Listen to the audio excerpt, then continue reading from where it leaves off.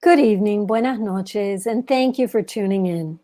On behalf of all of us at your locally owned independent bookstore, Books and Books in Miami, Florida, I welcome you to a virtual evening with Christine Coulson to discuss Metropolitan Stories, an enchanting novel that shows us what it's like to go behind the scenes at the Met. Christine Coulson began her career at the Metropolitan Museum of Art in 1991 as a summer intern in the European Paintings Department.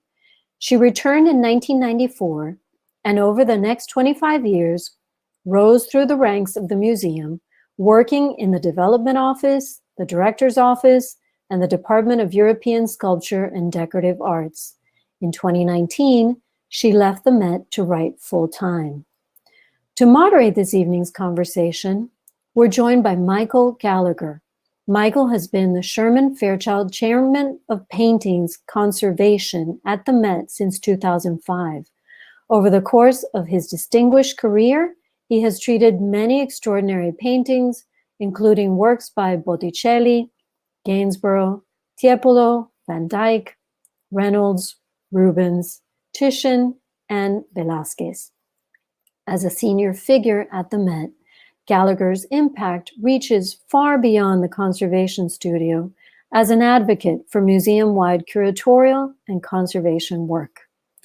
Throughout this evening's broadcast, you're invited to ask questions by using the Ask a Question feature at the bottom of the screen, and you can order your copy of Metropolitan Stories from Books and Books below by pressing the green button. We appreciate each and every order and the generous donations from viewers everywhere. And now, without further ado, I'd like to welcome our guests to the virtual stage. Hi, Christine. Hi. Hi. Well, it's very kind of everybody to join us again. I'm sorry for what happened Friday, which neither Christine or myself had anything to do with.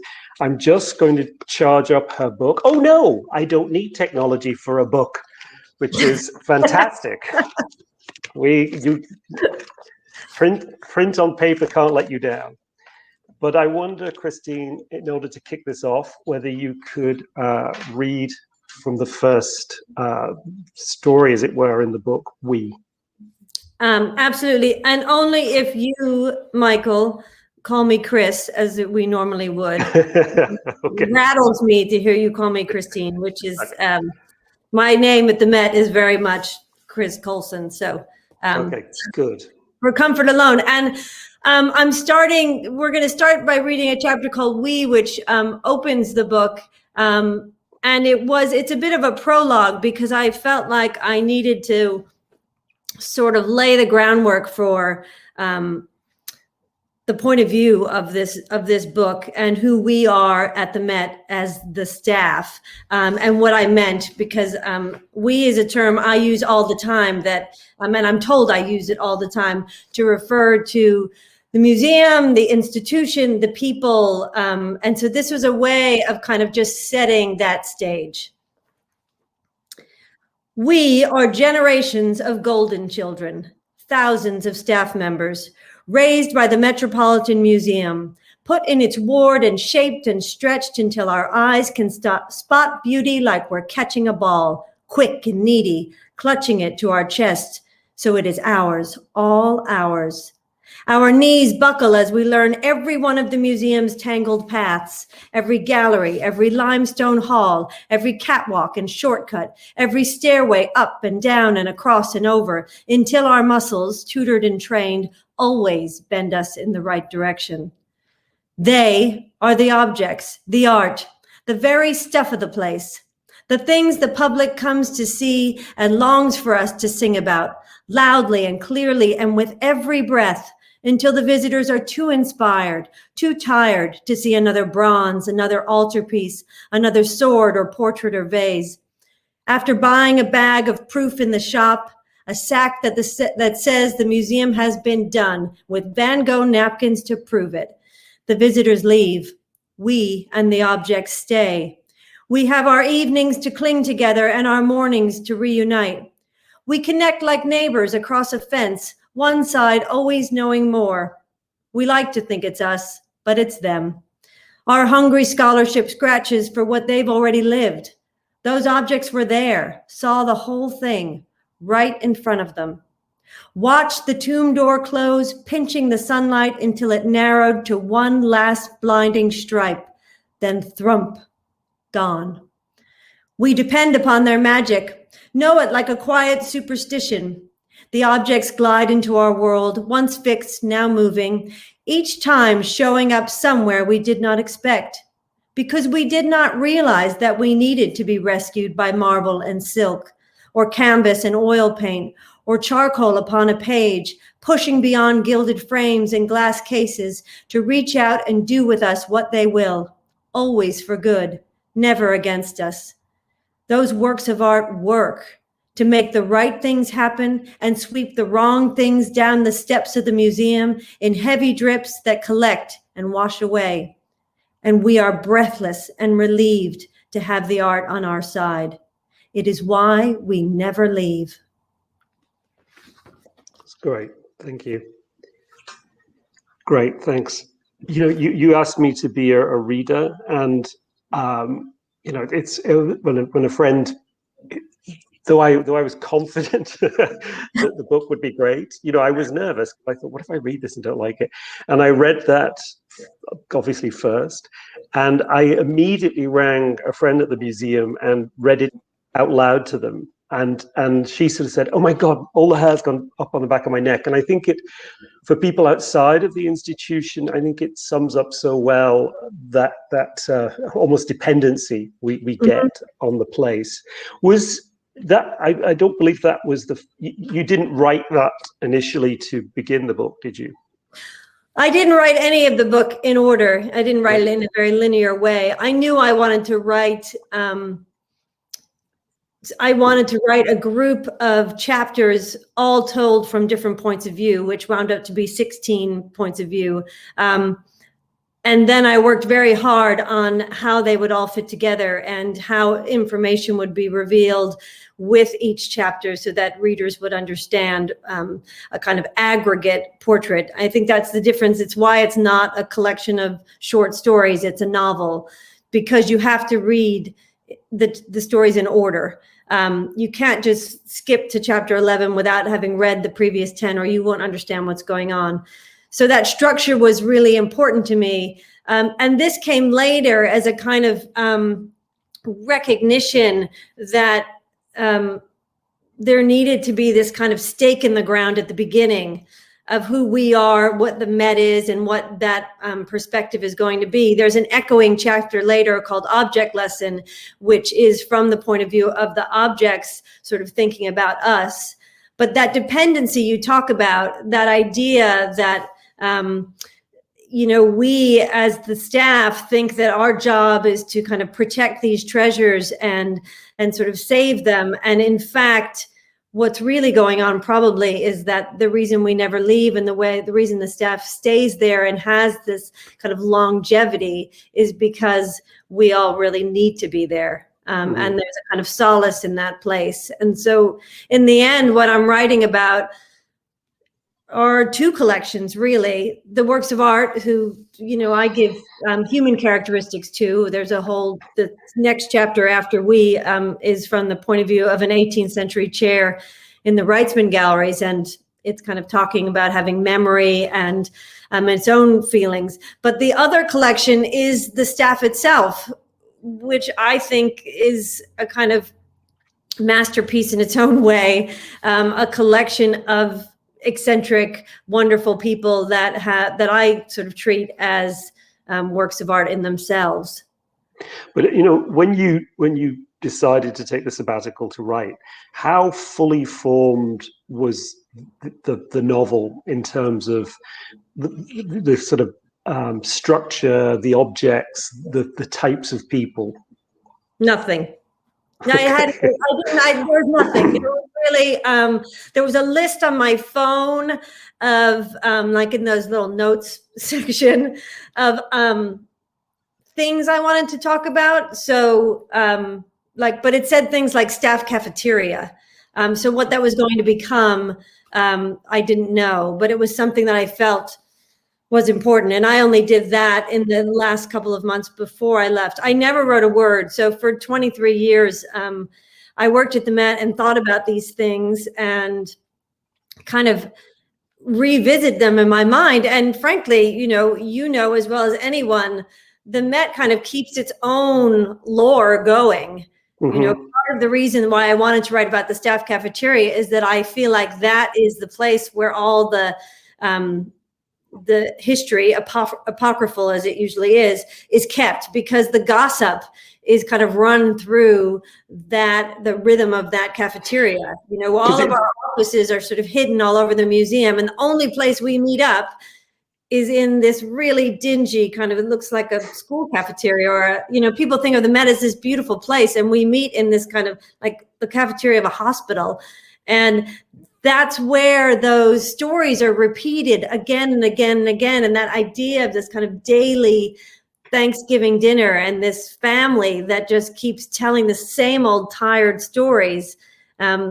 Those stories certainly became the kernels for what I used in this book. Because the staff cafeteria, I mean, it's in Big Boned, it's in the Talent, it's where's the other where we keep the light. It is a sort of recurring theme. Were there any stories that say, I'm just using the staff cafeteria as an example, but where you featured it and then abandoned the story?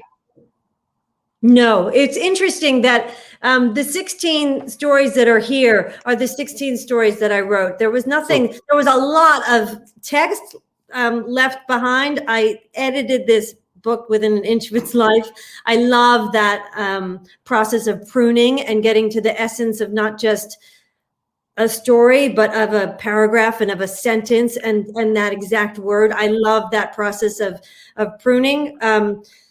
But I never abandoned wholeheartedly a concept. I was writing, and in fact, I wrote the last chapter of the book. And for those who haven't read it, I'm not going to give it away, but suffice it to say, it had to be the last chapter.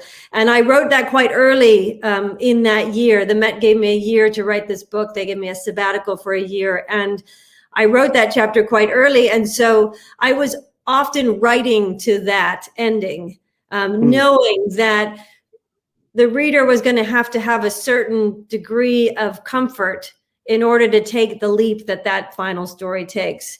And so what do they need? And so as I was writing and I never write in a very linear way. I think it maybe comes from being a speech writer. I always start in the middle.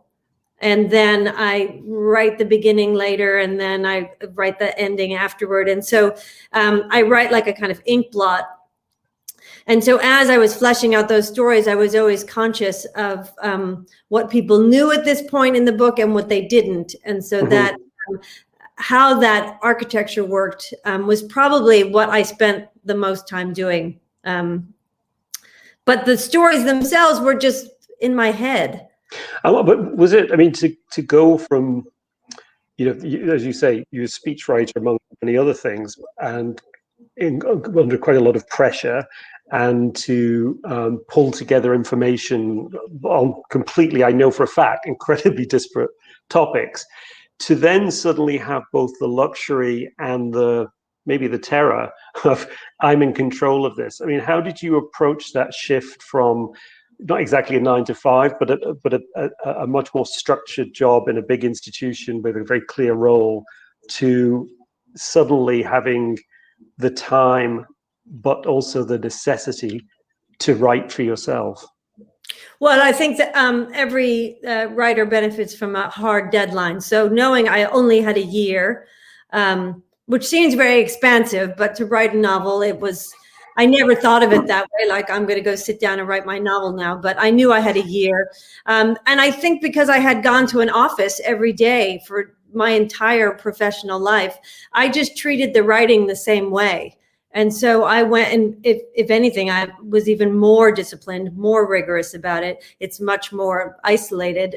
There are no meetings. And so I I literally like ate the same breakfast every day, sitting in the same chair. I had a residency at the New York Public Library. I would walk to the library. I would sit in the same seat every single day for 5 hours. And some days it came, some days it didn't come, but there are no breaks. I was very, very rigorous and disciplined about it. And I think because I had been a writer for the museum for so long, but was always writing in someone else's voice, it was tremendously liberating to finally be writing in my own voice and be in a context where if I didn't have the information, I didn't have to get it from someone else. I could make it up.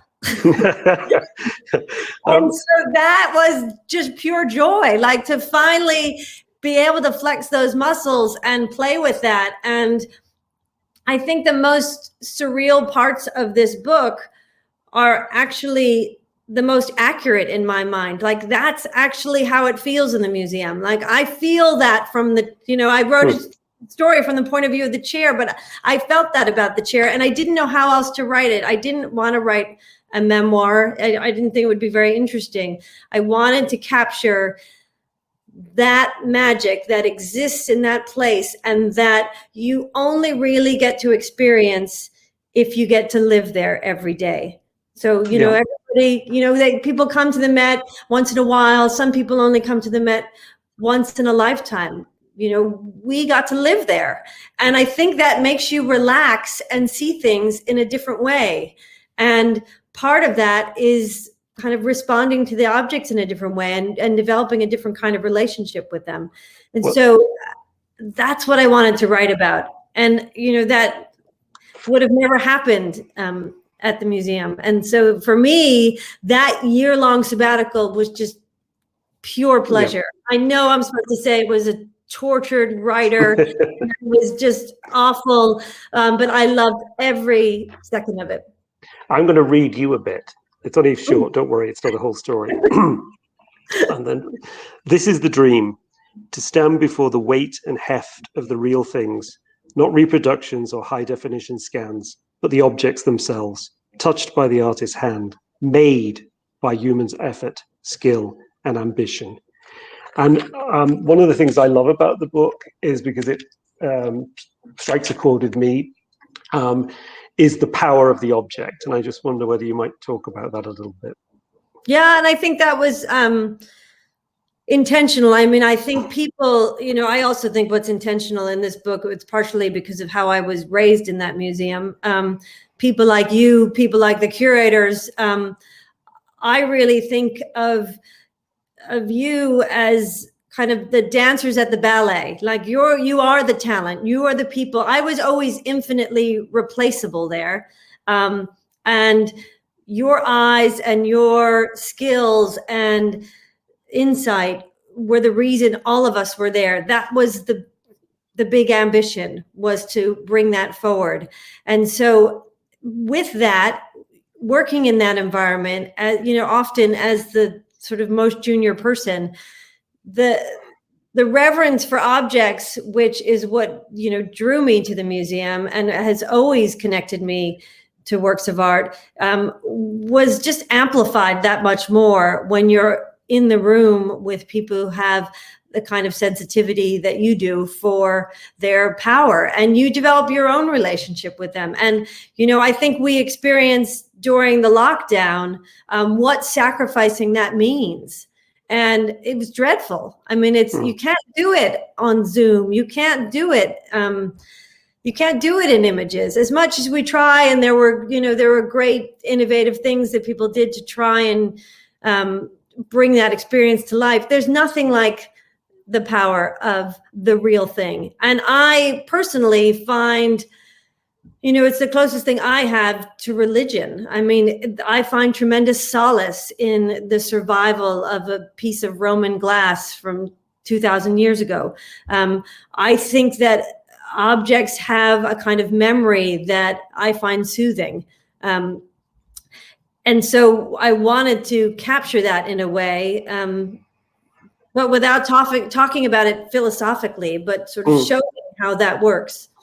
I think all through the book, it's sort of there's actually a great deal of the Met of highly specific things about the Met, its topography, its funny little habits, the naming the interoffice male cheeses, all of those things. It's completely woven through. It's almost like if you took it away, it's like a little manual, but it's woven through all of this sort of magic realism, through all these surreal turns that I think that captures the magic of the place. That simply describing in straight terms, the role of a curator. And the weirdness of it. I mean, the place is wacky. And so I think some of the things that seem the most eccentric and the most archaic and odd and like are weird. Yes, we do at the Met, we call we have the same yellow interoffice envelopes that everyone has. And at the Met, they call them cheeses. And, because they're yellow and they have holes in them and we're visual people. I don't really know, but, and that's a noun, it's a verb. You can, I can cheese you a cheese and you can cheese it to me. And I just think those kind of weird quirks of the place I think you can't ignore them if you've worked there for so long. You have to speak in that language, but it's also quite tribal. When you come to the museum, when new people come to the museum, when they don't know all those weird little acronyms and that kind of code, it's part of the rite of passage of kind of owning the museum and being a part of it is not only, as I talked about in understanding the geography of the Met, and we're not just talking about the galleries, but about all the tunnels underneath and the behind the scenes and the basement and how you get from one place to the other in the most efficient way. And if you want to avoid the public, how you can do that. But the way we speak and the kinds of things that the museum focuses on, and this is a book that takes place really in my first 10 years there. I started in 1994. It's the Met of the great director, Philippe de Montebello. It's a completely analog world. The reason I was always delivering cheeses to people and waiting for them to sign bits of paper so I could take them back is because that's the way we functioned. There was no email. And so I actually feel kind of badly for assistants now who don't get that kind of exposure because that put me in a lot of rooms with like those larger in life characters that I wouldn't have gotten if I were an assistant today. And so it kind of gave you this access and this exposure that for me made me understand the place. I mean, I was filled with ambition and misinformation, but and the staff CAF was fueling all of that too. But that was what made it so interesting. And I think when I was writing, my sense was that all that, I hate this word, but all that authenticity, all that detail that the reader doesn't necessarily know if it's true or it's not true or whatever that is. But I never mess with the works of art. I never mess with their locations, though they're in their 1990s locations. I think that provides a kind of foundation so that when I take those big leaps of the imagination, there's something kind of that you feel like you've got solid ground. And I think that works on a lot of levels, but to me, it's really important. Everything can't be crazy pants. Everything can't just be, you can't feel like anything can happen at any moment. There has to be some rules. And I think if you're going to make a chair talk, people have to feel like they're on solid ground to listen. Mm-hmm. Maybe that's a good point because there is a passage in the book that is specifically set in paintings conservation, the GIF man. Could you read from that? So I think we did a little setup. So was that obvious? I think that it was a big leap for me. I mean, if you talk about the writing, it's a big leap for me to write a chapter in the first person as a paintings conservator. So this is a different bunch of we's, and these are your we's, and I am not qualified at all to be among your we's. And so I think there are moments when I really had to push myself, and the training I was given in the museum to be completely deferential to curators and conservators, which remains to this day, that respect. But the idea that, okay, now I'm going to write this thing from the point of view of these people who I revere. And the idea was that your work, and you can correct my phrasing, but is all about really doing things where it's invisible, where you make an amazing impact on something, but we're not supposed to really feel it in the painting. You know, the same way readers can't feel what details are correct and not correct, it's in there. And so I wanted to write about that, particularly in juxtaposition with a moment that we both experienced at the Met, where your conservation studio, which is one of the most beautiful places in the museum and is often kept quite secret, was made available for a photo shoot by a famous photographer for a donor, a very generous donor. And that clash to me seemed like the ultimate kind of museum moment where everything that goes on in that sacred space was being violated. So this is where we are when this passage takes place. Lights are organized and test shots taken while the famous photographer judges from some unknown off-site location. We watch, we being the photo conservators, I mean the painting conservators, we watch saucer-eyed as one among the team, a fit Viking with long hair and facial scruff, plants his feet where the gift man will eventually stand. The gift man is my way of keeping that donor anonymous. The Viking turns his eyes to the camera like an aspiring underwear model, narrowing them with shameless conceit. We look on, dumbstruck by his lack of self-consciousness. Our lives are devoted to our absence, to the idea that no trace of ourselves should be left in our work. We have succeeded only if our interventions, new varnish, retouching, repairs, are not just invisible, but reversible, able to be completely erased, wiped away by future generations. The famous photographer arrives hours later, good-humored and ready. Her team swirls around her, enthusing about the light and the exclusive location. She understands her star power and shows little care for the inconvenience she has caused. But the gift man understands timing. He will not be denied his entrance. He arrives just late enough to ensure that we are all waiting for him and enters the studio to a ripple of applause. He is then positioned near his paintings on the mark where the Viking preened. The famous photographer cheers and hugs the gift man like this is the opportunity of a lifetime. Oh, gift man, she coos from behind the camera. I've got to tell you, there's nowhere else I can imagine being than in this room at this moment with you and these paintings.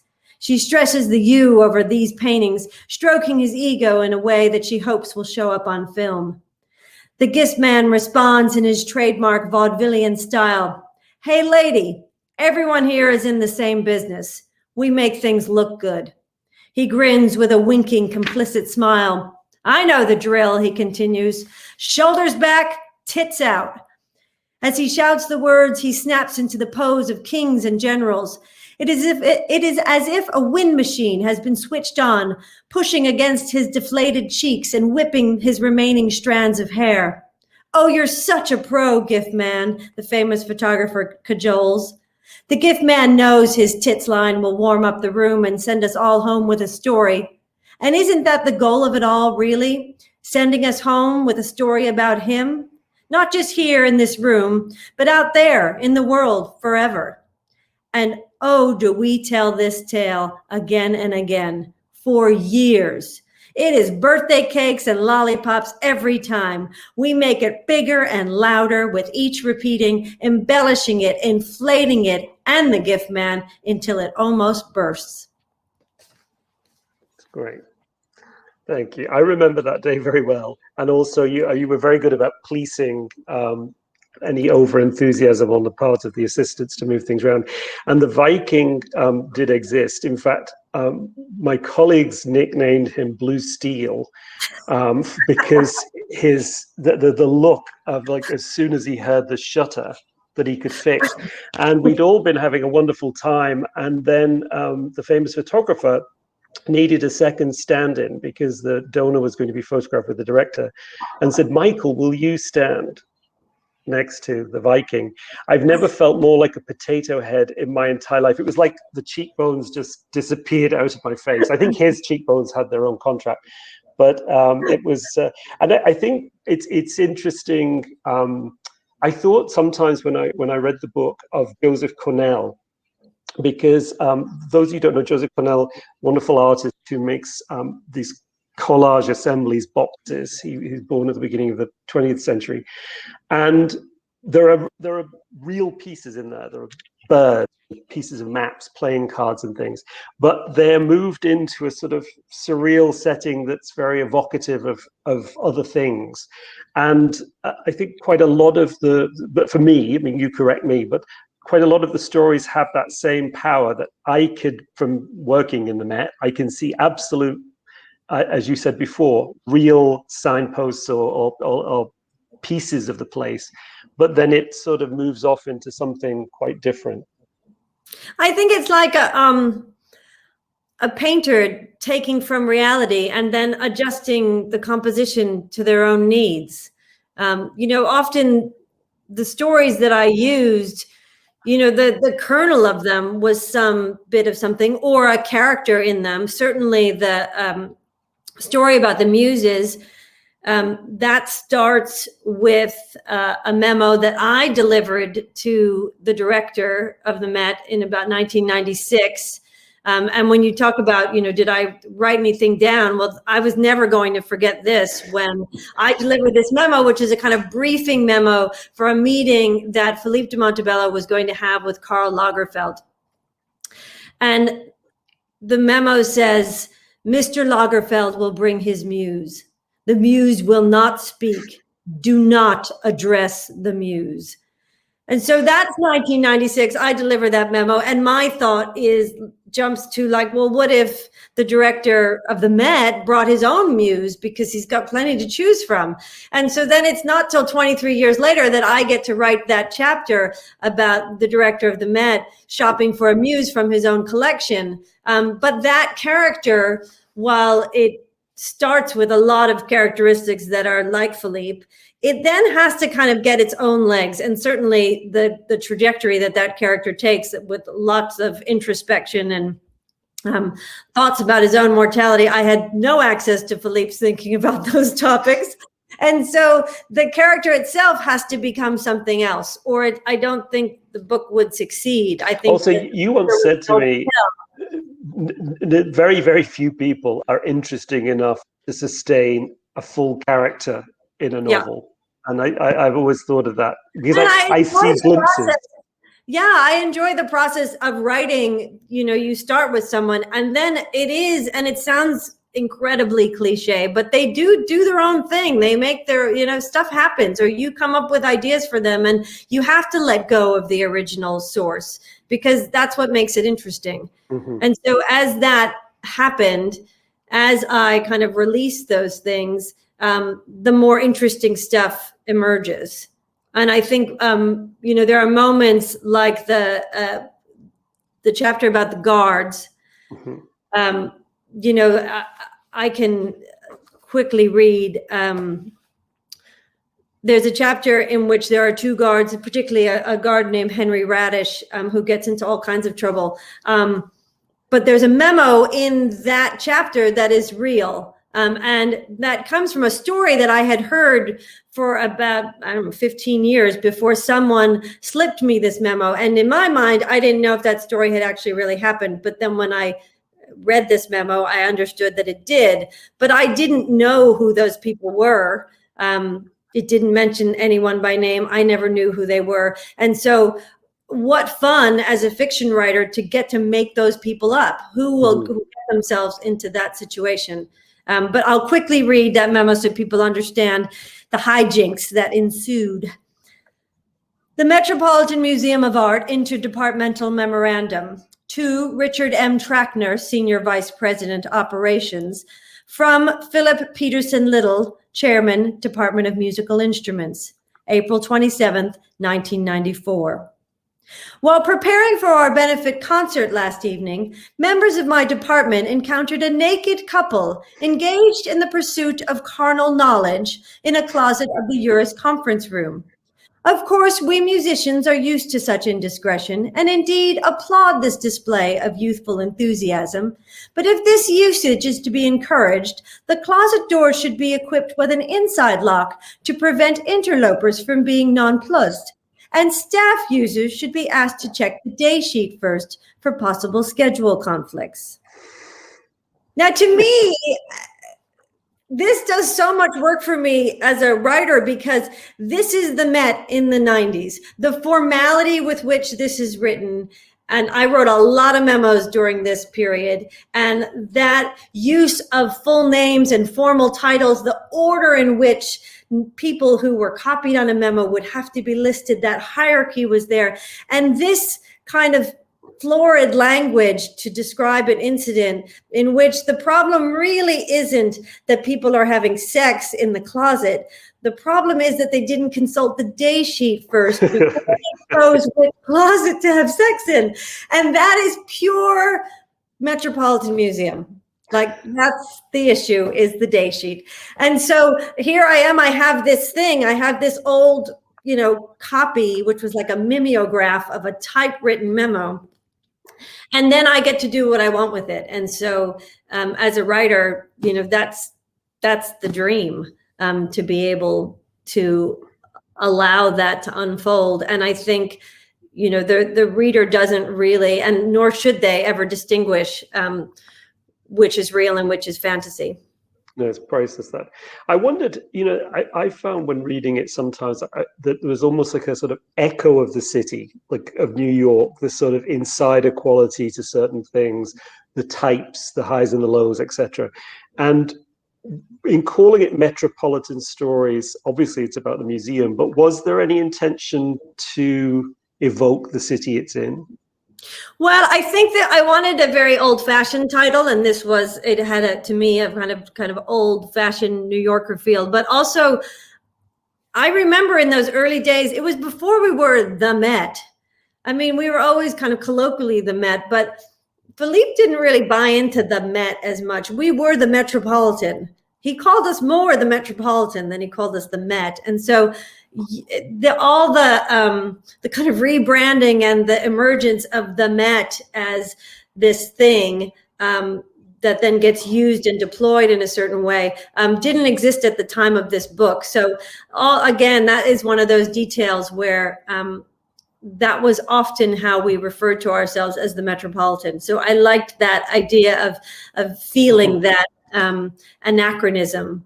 And I went, the actual font that the book is printed in is the font that we used in the 90s to print Met catalogs. So all of that, know that.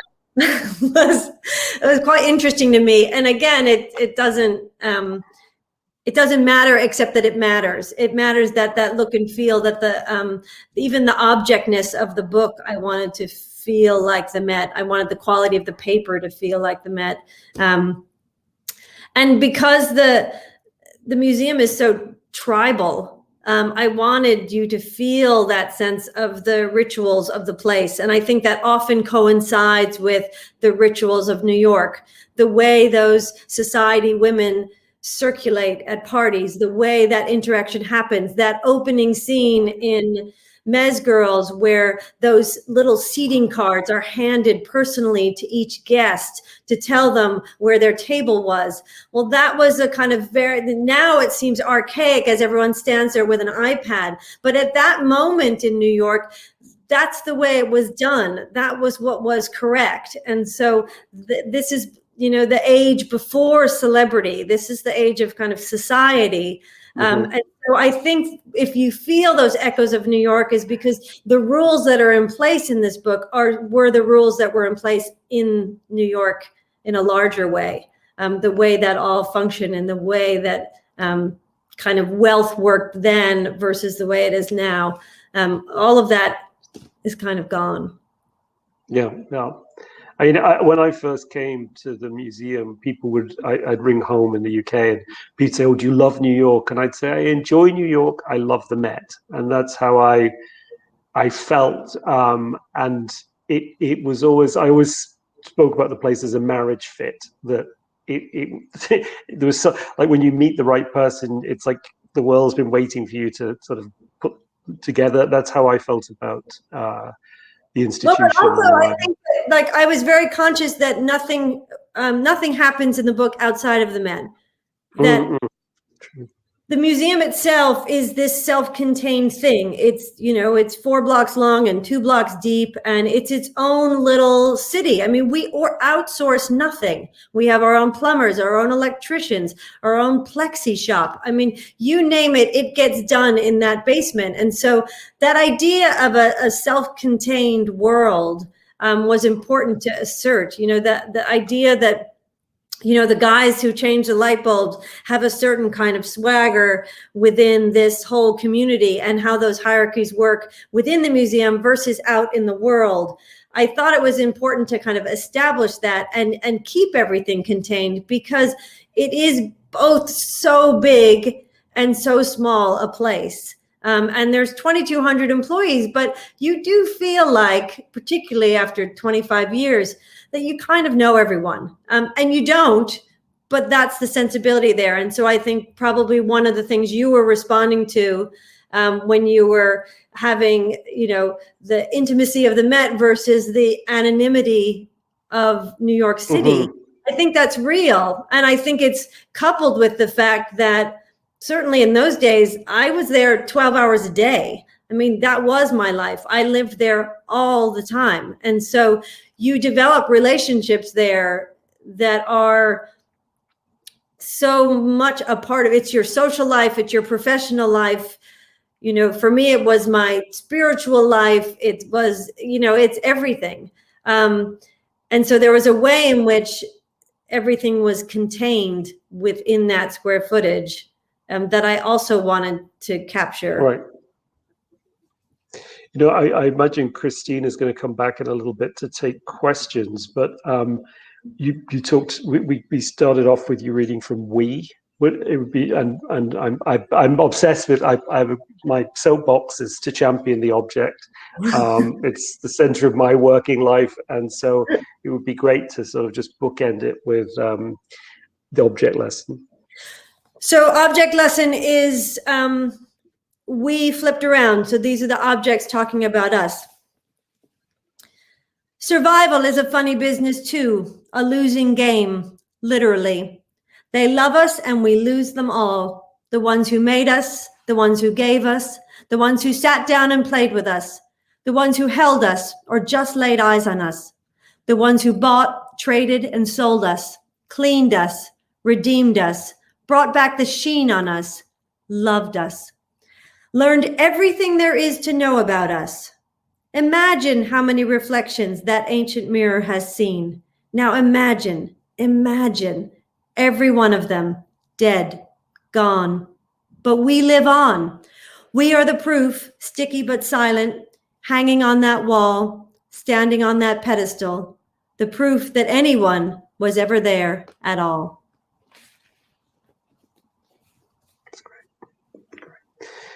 So, Christina, would you like to? Wow, I love that.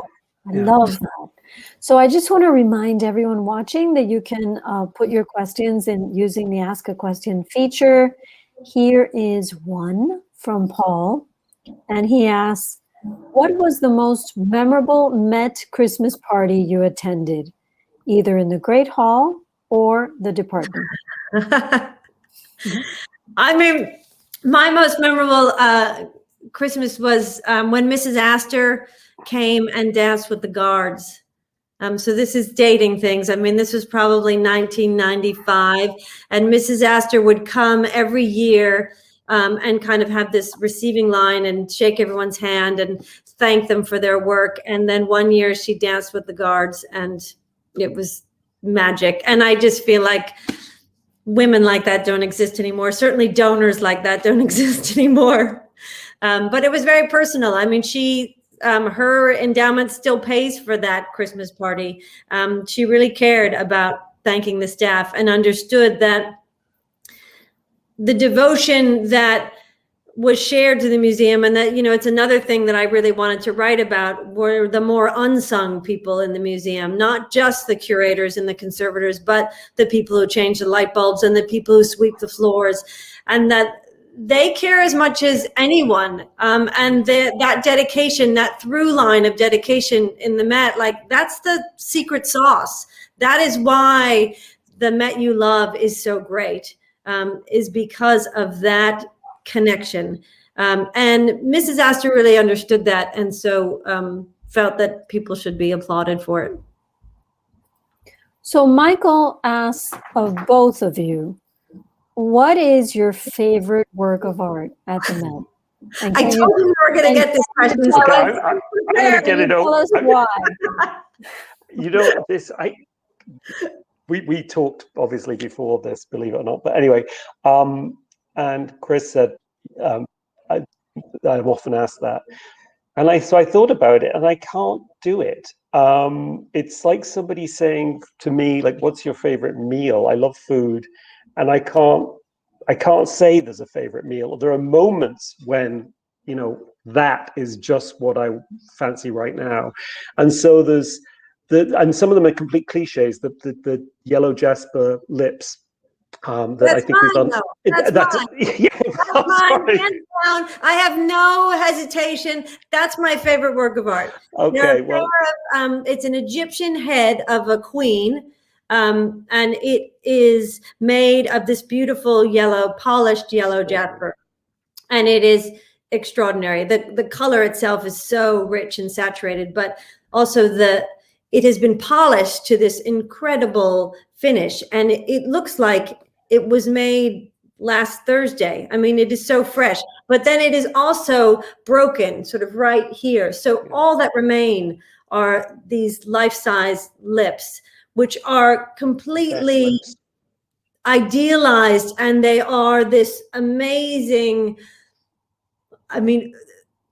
they are the closest thing to pure beauty that I know. But at the same time, I feel like if I ran into that woman in an elevator, I would know it was her. Like, they're so specific and so universal at the same time. And to me, and my gosh, A Story of Survival couldn't be better. That's it. If the museum catches on fire, I grab that. You'll be futzing around, God knows looking for what. No, Trying to make up his mind. For her. I have strong connections with certain paintings I've been involved in, but I just find it so because you hard. painted on them. Based on the. I think one of the things that's amazing for people to consider is that you have taken a brush and put it to a Velasquez. Like, that's a leap my mind can't take. Incredible. Yeah. I think different objects speak to you at different times in your life too. I feel, kind of like, you read certain books at a moment in your life, and then sometimes they're calling you from your library. I definitely had that experience with the painting I worked on by Jacopo Beselano, The Baptism of Christ, which I'm sorry to bring up objects that people can't see, but it's easy enough to find. And I saw that painting first in a monographic show on Beselano when I worked at the Kimball Art Museum, and it didn't register. It's his very last painting, and it is a painting about, really, I think, about grief and sacrifice, and where the figure of Christ is sort of physically bowed down. Even though he's being baptized, it feels like he's carrying the cross. And it's I just think it's something you come to. And I'm sorry, I always use food, but it's like, your tastes change over time, and something that you might have spat out at one time suddenly becomes one of your favorites. Well, and I think everyone has their own set of paintings or objects that they go to. I mean, the works of art in this book are on no one's masterpiece list. Certainly, if if I had been writing this book for the Met, I would have been very careful to include a work of art from each of the 17 curatorial departments. And part of the liberty of writing in my own voice and writing fiction was that I wrote about the objects that speak to me, and those are often quite minor and very obscure, but they are the objects that I would go to and visit in the galleries and spend time with when I was delivering mail or doing whatever.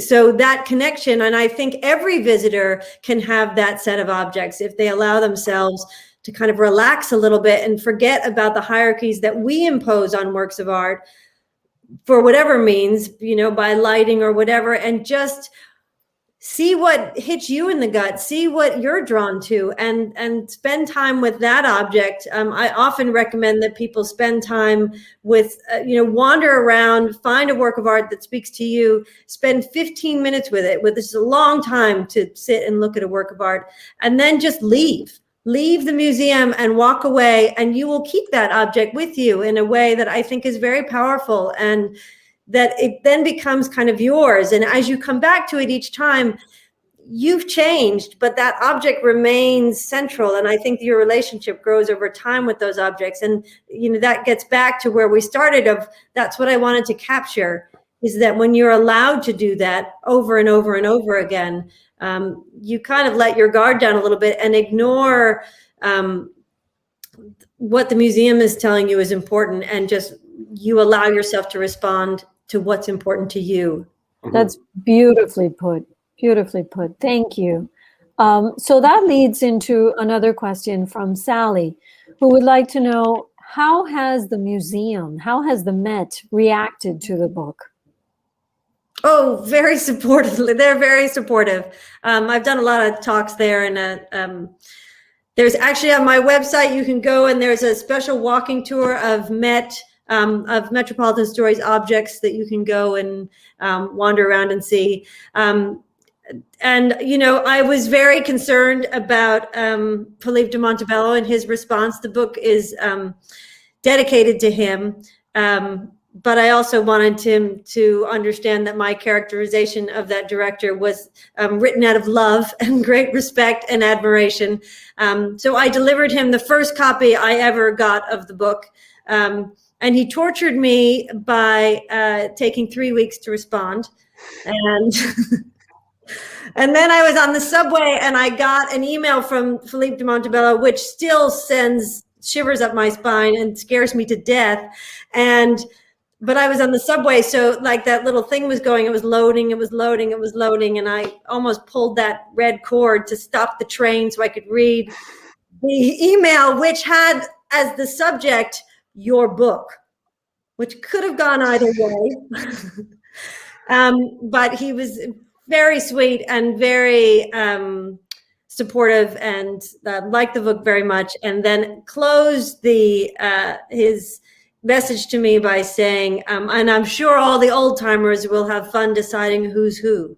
I hope to see you soon, Michel, which is the name of his character, which I thought was very sporting of him and a tremendous release. So when I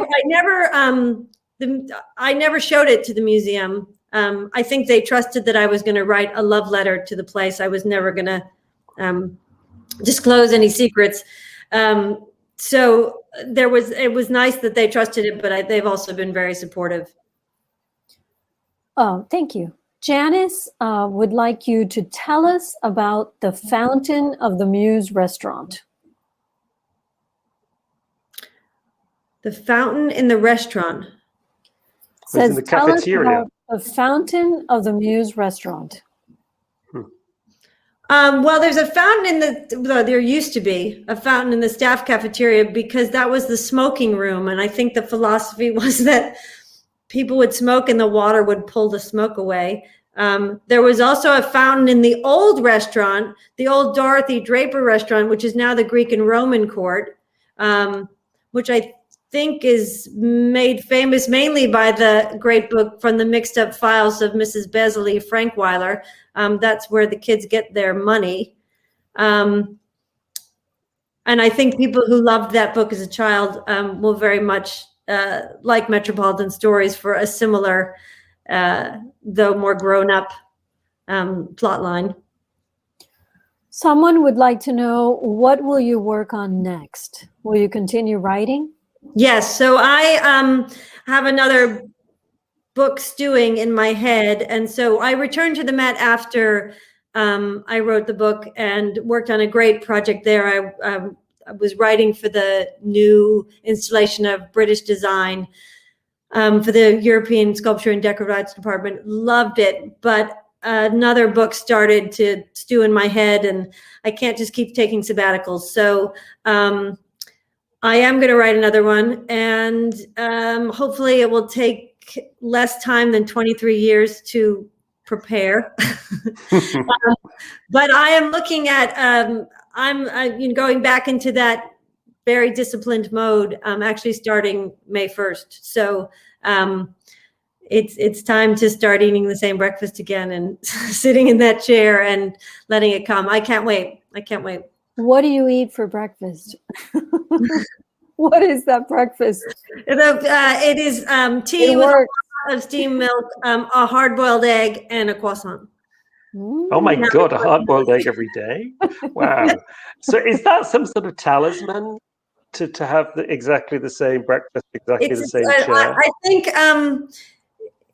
it's a superstition. I did that, I think, because I was so at sea at what to do after going to the Met for so many years. That first day of my sabbatical, I had my little backpack. I was like going off to school or something. I didn't know what was going to happen. And so I had to give it some structure. And so I created these arbitrary rituals to mirror, I say this all in retrospect, to mirror the rituals of my Metropolitan Museum day. And so I just had to make it up. And that, again, I think it's just gave me some sense of stability. And I think when you remove decision-making from your life, little crappy decisions, it allows creativity to come forward. So if you don't have to decide what you have to have for breakfast, chances are you'll write a better novel. Well, bravo, bravo. I just want to say congratulations. We love this book at Books and Books. It's out in paperback very, very soon. So all you have to do, just everyone watching, if you don't yet have a copy, please go ahead and order it by hitting the green button here at the bottom of the screen. We'll ship it right out to you. If you're in Miami and you want to come by one of our stores to grab a copy, please do so. This has been a wonderful conversation. Well, and thank you so much. You guys have, one of the great things about writing a little book like this is, you don't know what's going to happen. And it has been the might of great independent bookstores like Books and Books.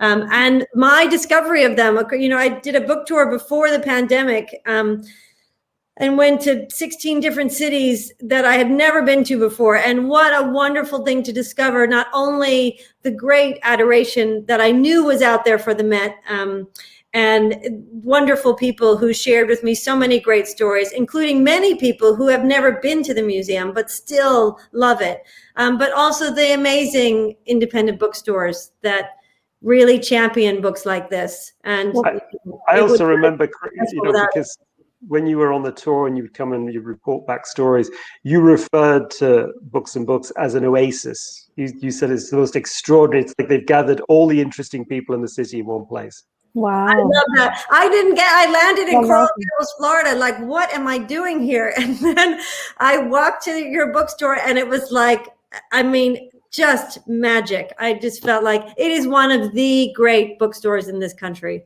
Thank you so much. That's wonderful to hear. I hope that you'll come back, that we'll see you in person sometime soon in the near future. Michael, thank you for moderating. This has been wonderful. I can't wait to go back to the Met. Is it open now? Yes, it is. It is open. Okay. And what does it feel like lately? It's actually getting more and more back to normal. It was very moving to go back after the lockdown. It was great to just start to see people coming in, and you felt people needed it. They needed to be back, and actually, there's great shows on, and people are it's obviously it's still very much New York at the moment. Travel's restricted, but it's on the uptick. There's no question. I mean, it was interesting when it reopened, and all the people who were in there were the people who know it and love it. And even the guard said to me, like, we have nothing to do. Everyone knows where they're going. Like everyone was, like it was New Yorkers and they were there and it was their museum. Like they really owned that place and they needed it and they all came back, but there was a different vibe without the people who were there for the first time and the tourists who are kind of just coming to see the Temple of Dendur or something. There was a completely different sensibility. And now I agree with Michael. It feels a little bit more, I don't know, like it normal, a little less. But there aren't as many people there. No, there are restrictions on the amount of people who can be there. So actually, it's for many people love it. Absolutely love it. I mean, it's a great time to be there. Well, as someone who doesn't feel too quiet either. I mean, there's a real energy there. That's great. The New York energy, always remarkable. Well, I've spent so many hours in that museum and I love it so much. And it's just so wonderful to hear about it. Thank you for your stories. They're so inventive, surreal, interesting, enlightening. Love them. So thank you for the Metropolitan Stories. A city within a city, I guess. Yeah, definitely. And for those people who haven't read the book, one more thing to note, or even for those who have read the book, on my website, we've included images of every work of art mentioned in the book. I heard when I was on tour that people were Googling references to paintings and things. And so we created a kind of scroll of images so you can see every work of art by chapter to make it easier. And that is ChristineCoulson.com? www.ChristineCoulson.com. Wonderful, wonderful. Yep. Well, and I have one question. Did you sign book plates for us? Oh, sure. I can, okay. Yes. Okay, because there is a question in the chat about getting signed copies. Yes, I have book plates, which I can, if anyone wants to request a signed or inscribed copy, I can send out book plates through you guys. Great. So send them over, please, so we can match those to the books. Will do. Anyway, thank you so much. Thank you. Good night. Be well. Stay well. Take care. And we didn't crash. Us for the second time. And we actually went live. Apologies. I think most people found us here again tonight. So thank you for that. All right. Good night, everyone.